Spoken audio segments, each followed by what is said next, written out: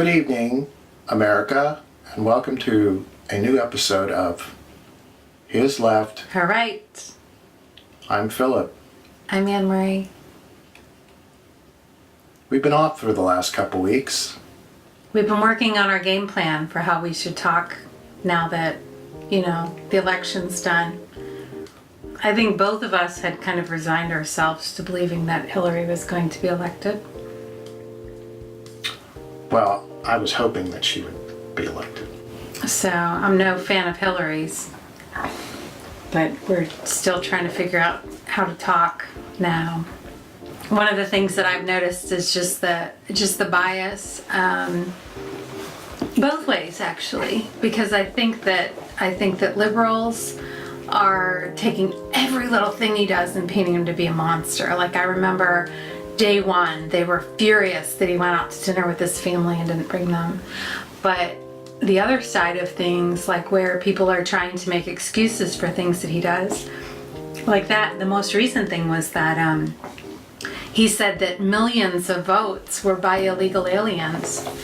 He basically just called the whole election illegitimate. Right. The election. Well, he said he would have won the popular vote.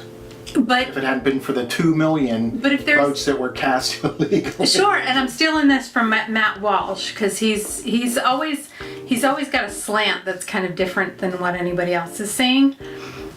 He just called the election illegitimate. If there were 2 million, we either need to do a complete recount of the entire thing or throw the results out and start over.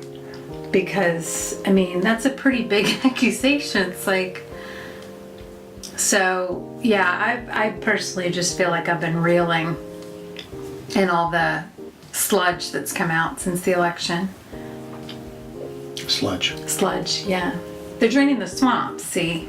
The sludge is at the bottom of the swamp. So, yeah. Draining the swamp.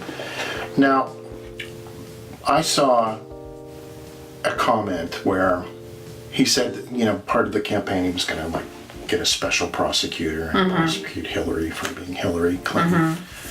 And then after the election, he said he probably wasn't going to do that. That didn't surprise me. Right, but to some of his followers, that was a promise. They couldn't believe that he was backing off. He lied. And he's a politician, and he's been lying his whole campaign. People don't really look at politics realistically. No. That's the problem. It's so easy to sway groups of people through fear and anger. Yeah, you and I will never see eye to eye on that. Because, I remember when I was a kid, hearing all these jokes about politics. And if he's a politician, he's a liar and stuff like that. But I'll always have high expectations. And I'll always be disappointed. And I'll always be looking with these big doe eyes going, I can't believe he lied. I can't believe it. That's what they do. I can't.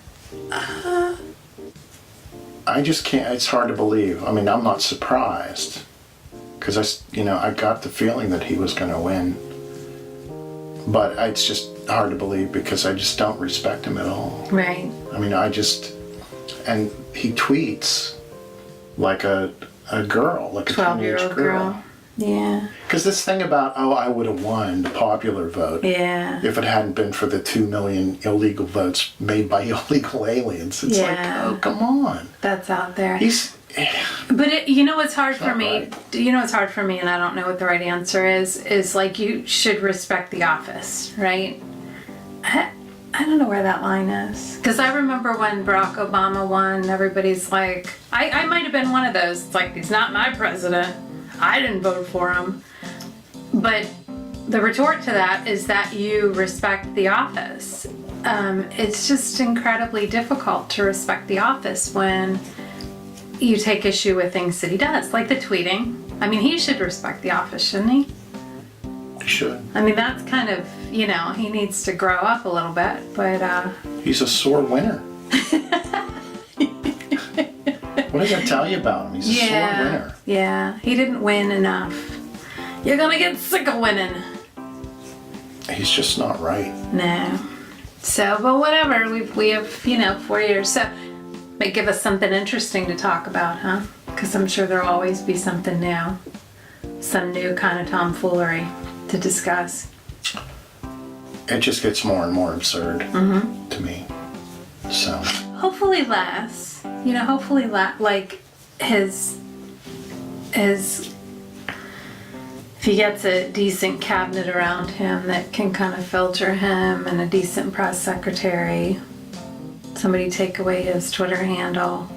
but I mean, really, your side won, My so side, you have to though. feel good about it.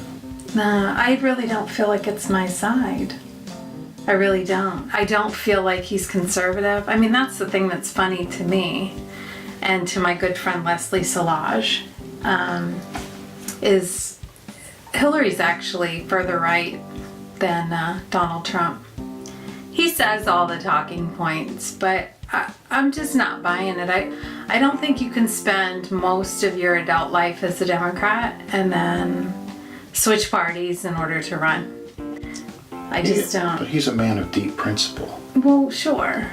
So she, right? I mean, they both have He has no said, principles. they've both said, both Hillary Clinton and Donald Trump said that they would change the message depending on the audience.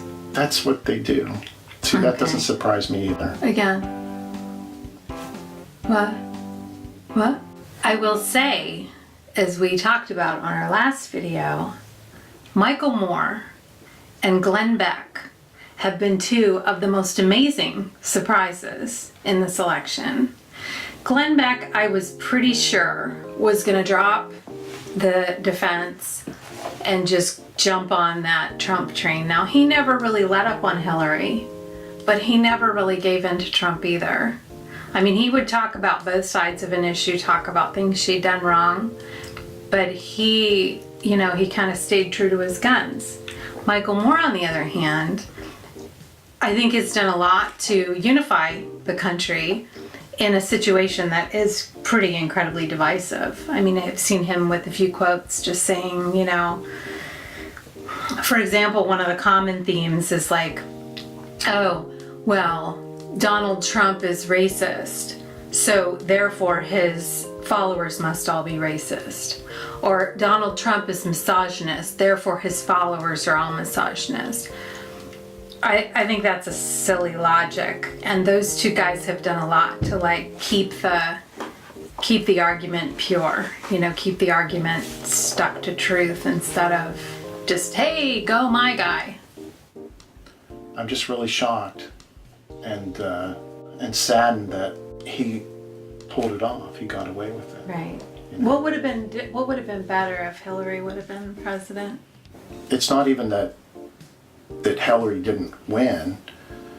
It's just, I just can't believe that somebody like Donald Trump would win. Yeah. I mean, he's like a carnival barker. He's like the biggest con man out there. Right.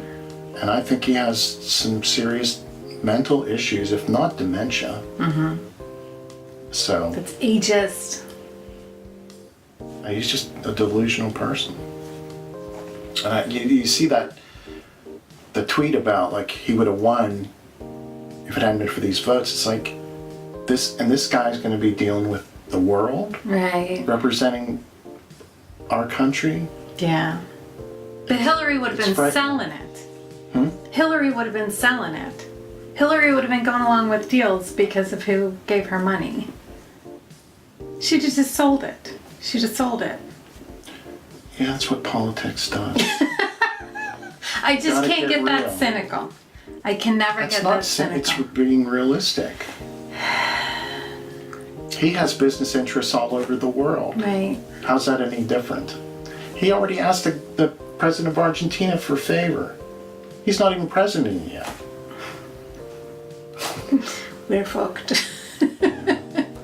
Clinton Foundation did a lot of good. Mm-hmm. So we'll see. But we're fucked. But we will have a lot to talk about, so that's a good thing. Yeah, it's like Les Moonves said, it may not be good for the country, but it's good for CBS. So as long as I get something out of it, Right. We have something fuck to the talk about. country, Yeah. right? Yeah. So Kiss me.